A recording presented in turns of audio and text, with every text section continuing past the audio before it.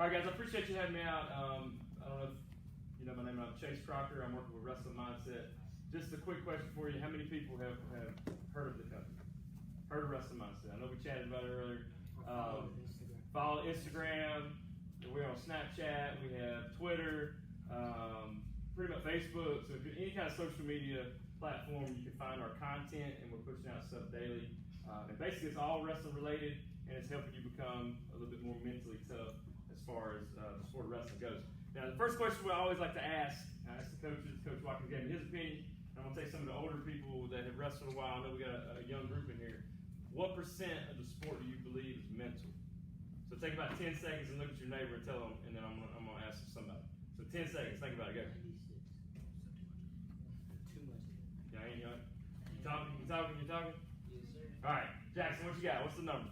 96. 96% mental. All right, is anybody lower than that? That's pretty high. What'd you get? 80? All right, is anybody at like the 50% mark? So usually what we hear is 50% or higher is mental, and it is. And that's really any sport. And so what we do is we come in and there's several things we offer. We do team training, so we would come in, I'd come in and work with you guys once a week on the mental aspect, or we do individual trainings. Coach Watkins and Cleveland doesn't decide to go with the program, then it's something for you if you feel like you got some head case issues and you can't get over mistakes you've made, and you just need somebody to talk to. We do one-on-one coaching. So basically, I'd call you, Skype you, or one of our mindset coaches would do that and talk to you, several times throughout the week, and just try to keep you, in a positive mind frame. We have several lessons, and one I like to talk about is Predator versus Prey. And I'm going to give somebody a free shout out on Instagram tonight. We got about 50,000 followers, so you may see yourself on Instagram tonight if you get the answer that I have in my pocket. Okay? So, we know what predators are, right? So, I'm going to give you an example. A lion, yeah. What about a prey?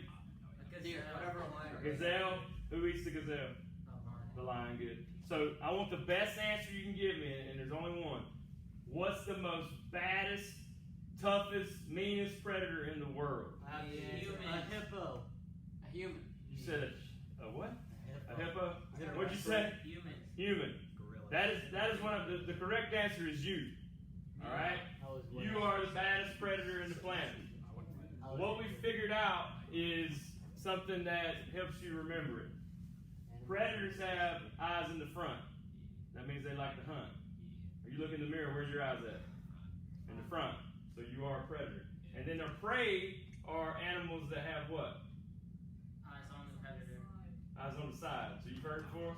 Yeah, so eyes on the side, like to run and hide. So that's how you think of it. Eyes on the front like to hunt, that's predator. Eyes on the side, run and hide, that is a prey. So now I want you to think about a time in a match. Some of you are new to wrestling. Just think about a time in school that you have had a prey thought. 10 seconds, go. Think about it. Every time I wrestle Jackson. Every time you wrestle Jackson. What about something else? Another prey thought. Every time we're going to a lunch. When legs are thrown in. When somebody puts a boot in, you start thinking, oh crap, I'm not in a good spot. All right? As soon as I handshake Alex. As soon as you handshake somebody. All right, yeah, I agree. All those are prey thoughts. So now I want you to replace those with a predator thought. So if you said, every time I get a boot put in, now what are you going to replace it with? Every time I put a boot in. Every time you put a boot in, or when a boot's put in on me, I can do what? Take it out. I can get it out. I'm comfortable here. Just something little. So we help you do that. We help you get that mindset right as far as predator versus prey. One thing I like to show is this. Does anybody know who that swimmer is on the bottom? Phelps. So everybody knows who Michael Phelps is, right? Okay. Probably the most decorated Olympic gold medalist in American history. This is in an older career here. This dude on top was actually beating him, as you can see. But what does the caption say? Winners focus on winning. Yeah, and where's Michael Phelps looking? Forward. He's looking straight ahead because remember, predators do what? Their eyes are focused on what is going on in front of them, not all around them. Okay, they know what they want. He wanted another gold medal. Did he get it? No. Yeah, he did. Oh, yeah. Yeah, Michael Phelps. So losers, what do losers focus on? Winners. On winners. So now you're on deck. You look over there, you see who you're wrestling.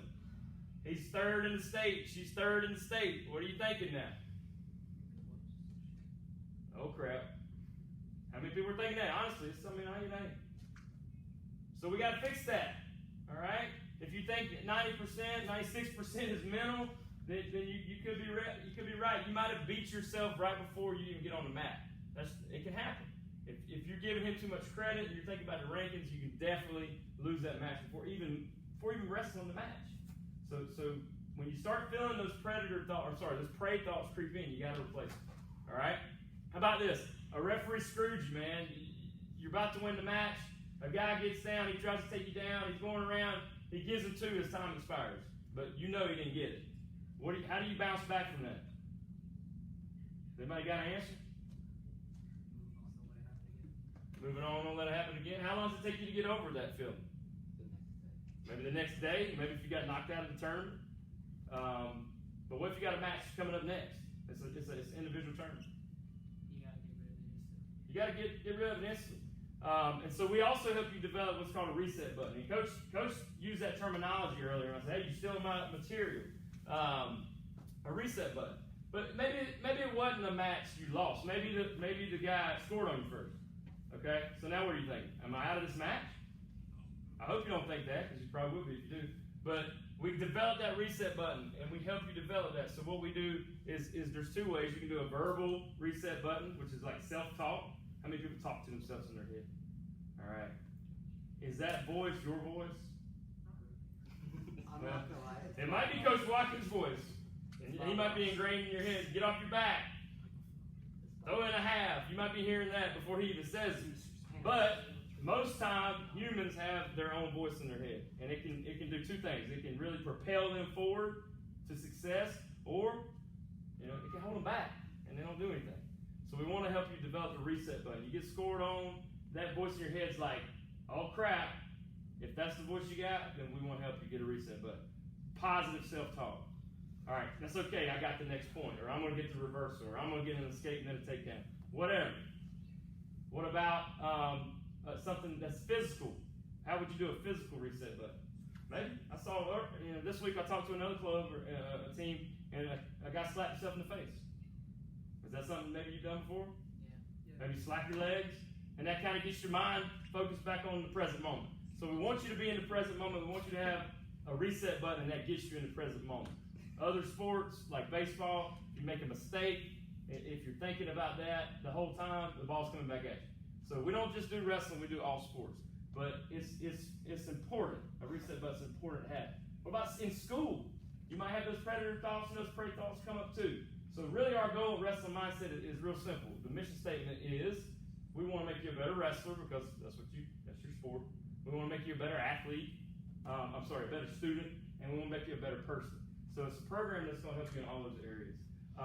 By just being here today, you will get a free trial session, and one of our mindset coaches will kind of reach out to you. It might not be me, because we got a bunch of coaches, and it's good stuff. So I encourage you to follow us on Facebook, follow us on Twitter, whatever you use. And then I'm going to get, who was it? You got the shout out today? So at the end, you got Instagram? Yeah. All right, so me and you'll get a picture together, and make sure you tag all your buddies to see that later, okay? Because we want to get as many followers as we can. Last thing I'm just kind of leave you with, because I think it's important. I heard this from our owners, Gene Zanetti. He wrestled at Penn, so I'm going to steal his material today. There's a couple of terms you use, and first of all, we want to get rid of these. How many people say, I can't do something? You gotta get rid of that word, because you can do anything you put your mind to, right? You've always heard that, right? All right. How about I'll try that. My man was doing pull-ups. Did you say I try, or did you just do it? You did it, right? You just did it. There's do or do not. There's not try. There's not can't. So if you can get try and can't out of your vocabulary, it's do or do not. That's what you replace that with. 3 more words. All right. Problems. How many people had a problem today? What was your problem? The pull-ups? The torture of all the pain Coach Watkins put you through at the end? You thought it was over and he threw something else back at you. How many people in there said, oh, crap, we're not done yet? About every day. So we need to hit that reset button. You know the reset button's coming with him. He's going to push you, right?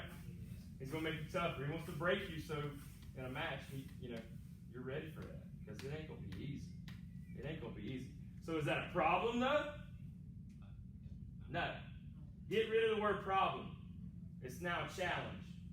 Because once you start saying challenge instead of problem, what you're going to do is your brain's going to shift your perspective. And instead of locking up and not doing anything about it, it's a challenge now. How many people like challenges? Some people don't. Some people, it's better than a problem though, right? You rather attack a challenge than a problem.